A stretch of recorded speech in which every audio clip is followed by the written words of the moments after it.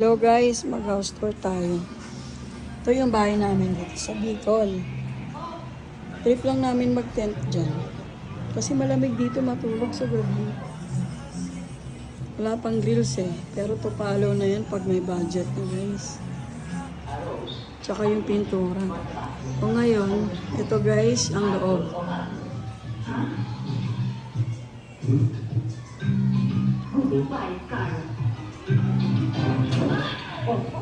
Carlo kasi ng Carlo.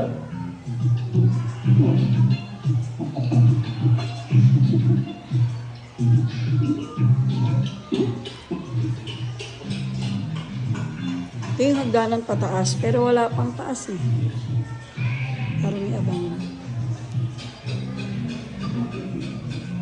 Naku, stock yan ng ulam. Puro ulam yan. Gusto yung kape? Hindi pa tapos eh, wala pa mga ano. Pero, importante, may bahay pa. Ang aming vacation house sa Bicol. Tulog. Doon kaya titalong.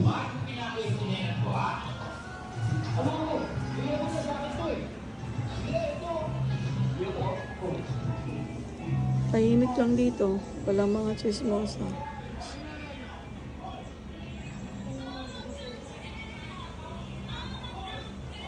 Tapos, andito yung aming alagang baboy, guys.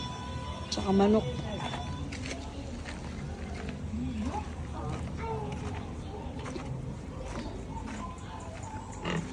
Ayan ang amin.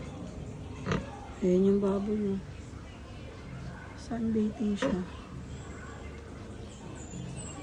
Hindi ito.